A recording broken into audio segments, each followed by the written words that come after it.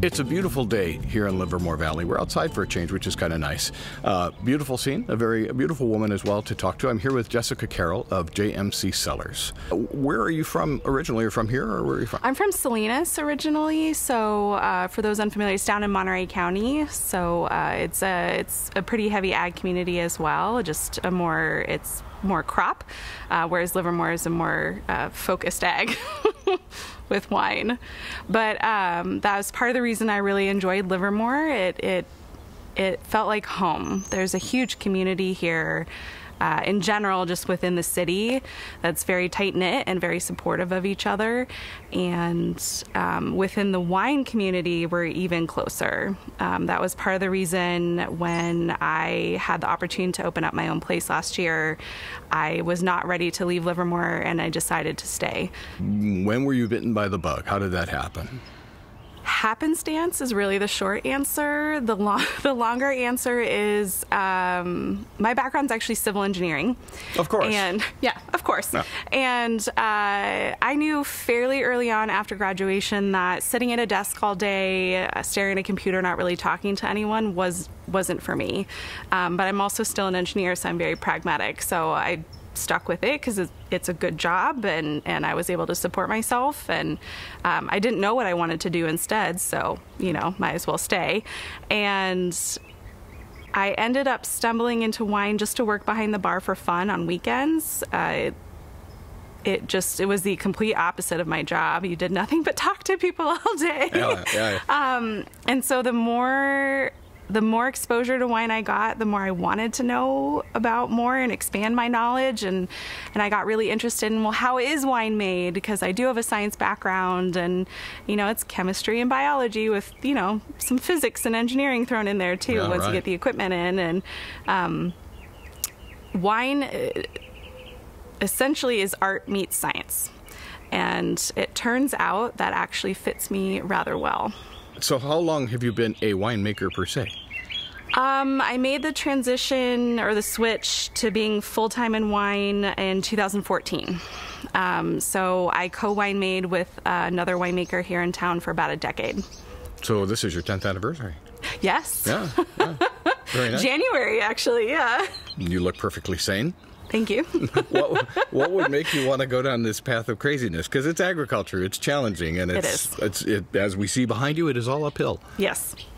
I enjoy a good challenge, to be honest, and it's my passion. And part of the reason I made the switch in 2014, it was because I asked myself the question, will I regret not trying? And the answer was yes. I would regret not trying because I just loved it, and the more I've been in it, the more I love it. And so the same question when the opportunity arose to open up my own place last year, will I regret not trying? And the answer was yes, because I've always wanted to have my own business. Where was your head at that point when you were thinking about how am I going to put this together? To make this switch into wine, which has been a few years back, it was it took me 2 years to come to the decision, basically, that, I like to overthink everything. So it came down to that question again. As for starting the business last year, it seemed scary and intimidating at the same time not. It was a very weird feeling for someone who is a very type A person who always has a plan. Yeah. And I kind of went into it with, if it happens, this is great. If it doesn't, then, that's okay. I'll find something else. And that was a very not my normal mentality, actually. So the fact that it did happen, I think means more, because I was very open to whatever was going to come my way. So how did you arrive at the point of what kind of grapes you're willing to make and go through that process? Part of that style has been developing over the last 10 years, and I'm very much a Northern Rhone girl. I love Syrah and Viognier, and I do some co-fermentations, which started with a Syrah Viognier co-fermentation, which originated in Côte Rôtie. And But I also like the lesser known stuff. I like those. I've never heard of that. I wonder what that tastes like. No, right, that's cool. I like to have a little bit of that experimentation and discovering something new. That's a fun thing about wine. There are thousands of different grape varieties. So being able to try some and saying, oh, I really liked that, let's keep doing it. Or, you know, it's really good, but it's just, you know, for whatever reason, whether it's logistics or the flavor profile isn't exactly, you know, up to my style, you know, you can choose to try it once and then not do it again. So how did you happen upon this property to be able to, what you're leasing, you were telling me, right? Correct, Yeah. yes. So yeah. Was this a deep search? Was it just luck? This happened to be the facility that my previous employer was leasing. So when they shut down last year, I was able to talk to the landlord and take over. Yeah. So about how many cases are you making right now? About 1,000 right now. And then we did do some production last year, but we were also opening the tasting room at the same time. Speaking of insanity. Yeah, I can imagine. Halfway through harvest, I was like, what moron decided this was the schedule we should be on? Yes. And then, you know, say it to the mirror. Mm-hmm. And so I wanted to do some production, but we're going to start ramping up this year. You're in a nice neighborhood, but still not easy to find. And, you know, you are the new kid in the block. How do you go about that? A lot of social media posts and pouring at offsite events when we can, and just getting our name out there as much as possible. I have been in the Valley for a decade, so there were a bunch of club members and customers that knew the previous winery was closing, so they've been really kind and supportive and coming back, and it's been... I had about 7 months without really seeing any customers, which was super weird considering how many years I had seen everybody so often.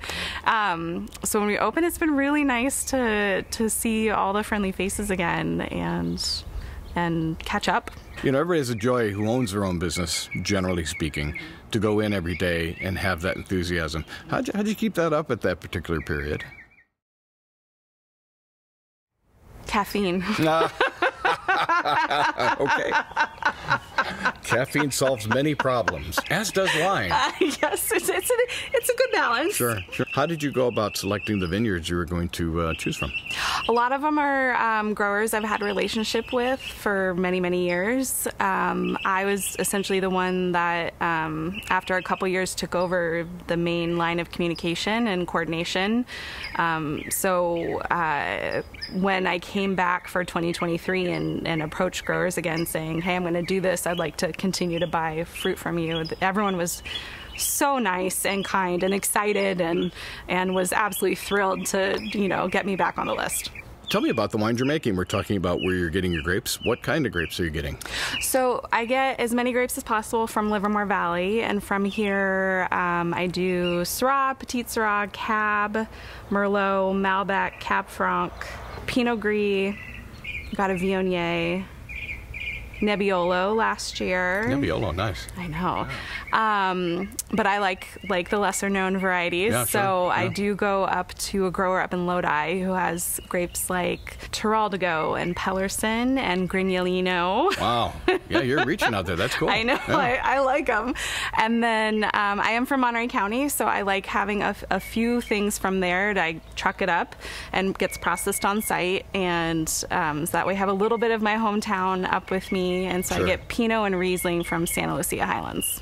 It's in big part to the fact that I have an amazing team that's working with me here at JMC. So I would not be breathing if it wasn't for them. Well, it's good you're breathing. You really want to continue to do that as Correct. often as you can. I know. Here at the tasting room, if people want to come by and visit, can they just kind of wander on in, or do they need to make an appointment? Or? No, we're open Friday through Sunday, 11 to 5 p.m., and you're welcome to walk in. You're welcome to call and make a reservation if you'd like. We have some events, so visit our website. It's jmccellars.wine.